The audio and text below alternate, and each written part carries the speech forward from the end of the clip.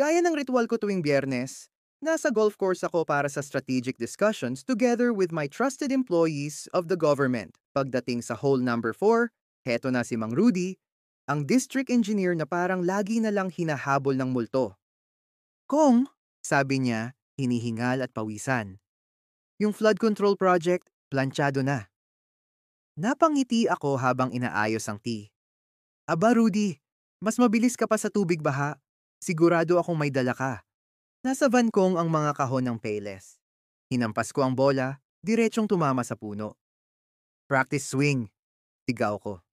Namumula si Rudy sa kaba. Kung, kinuha ko na ang para sa akin at sa mga bata. Yung para sa itaas, nakaseparate. Nasa malalaking luggage. Rudy relax, sagot ko, tapik sa balikat niya. Lagi man ako sablay sa golf, pero sa ganitong usapan, lagi akong hole-in-one. Paldong-paldo na naman tayo.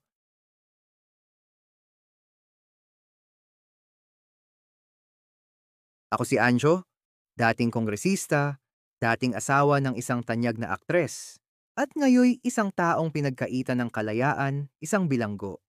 Kung nakikinig ka sa akin ngayon, sana'y magsilbing aral ang aking kwento. Hindi ako nagdadahilan. Ito ang buong katotohanan, mula sa rurok ng kapangyarihan hanggang sa pinakailalim na kahihiyan. Ito ang simula ng aking kwento. Lumaki ako sa isang simpleng pamilya sa probinsya. Mahirap kami, ngunit pinalaki ako ng aking mga magulang na may dangal. Lagi nilang sinasabi, "Anak, kapag naglingkod ka sa bayan, unahin mo ang tao, hindi ang sarili." Kaya noong ako'y nag-aral ng abogasya, alam kong balang araw, papasukin ko ang politika. Hindi para yumaman, kundi para maglingkod. Nang una akong tumakbo bilang kongresista, tapat at malinis ang aking hangarin. Nag-ikot-ikot ako sa bawat barangay, nakisalamuha sa mga magsasaka, mangingisda, kababaihan, kabataan. Wala akong makinarya, pero may tiwala ang mga tao. Sa unang termino ko, ginawa ko ang lahat. Scholarship program, health missions, ayuda para sa mga nasalanta. Minahal ako ng taumbayan. Noon ko nakilala si May Reyes. Isang sikat na aktres, mahal ng masa, hinahanga ang artista. Nagkakilala kami sa isang charity event. Napakaganda niya. Ngunit higit sa lahat, mabuti ang puso niya. Inibig niya ako hindi ang posisyon ko. Kinasal kami sa isang engranding kasalan na sinaksihan ng media at buong bansa. Sa piling niya, dama ko ang tagumpay. Ako ang huwarang opisyal. Siya naman ang butihing asawa ng bayan. Lahat ay perpekto. Ngunit sa mundo ng politika, may lihim na daigdig na unti-unting hahatak sa kaluluwa mo. Mga kontraktor, negosyante, kapwa politiko. Lalapitan ka, hahalikan ang kamay mo, sasabihing, "Kong, para sa bayan to. Dumadaan lahat dito. Ganito talaga ang kalakaran." Noong una, tumatanggi ako. Ngunit dumating ang malaking tukso. Flood control projects, bilyong pisong pondo. Sabi ni Speaker at District Engineer, "Kung pipirma ka lang kong 20% sa'yo, walang makakaalam." Isang hapon, umuwi akong tahimik. Si May, nakaupo sa hapag.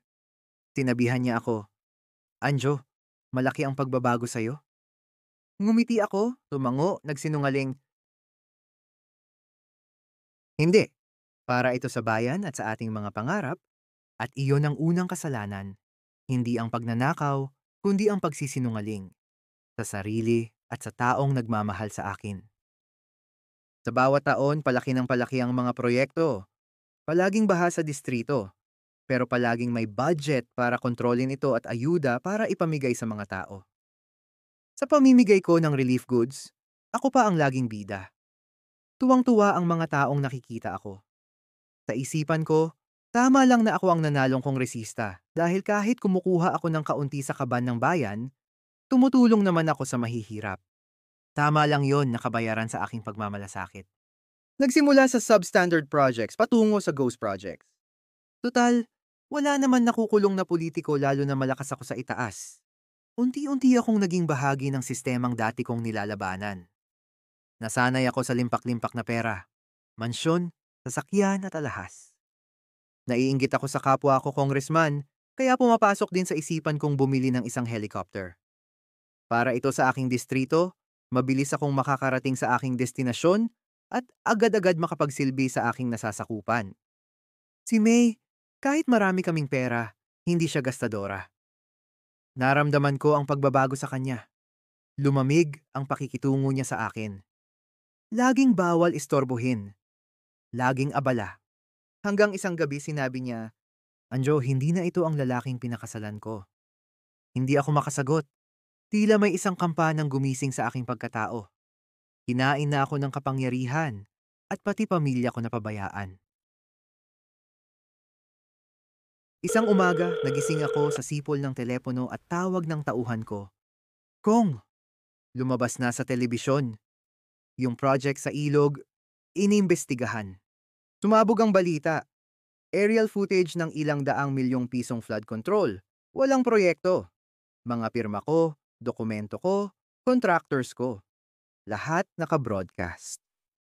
Wala kaming makita na kahit isang hollow block, isang ng simento, walang equipment dito.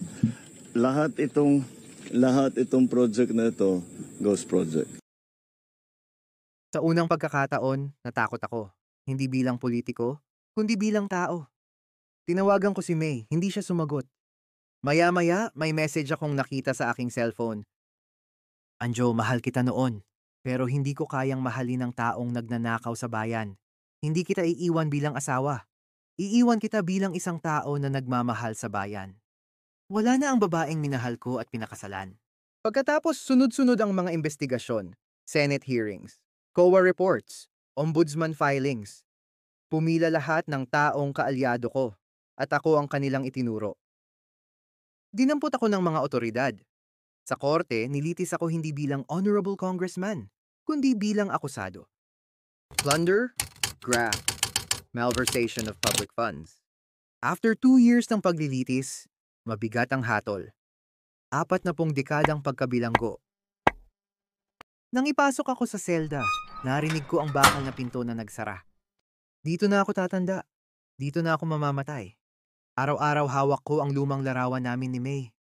Naaalala ang mga araw na kami ay masaya at puno ng pangarap.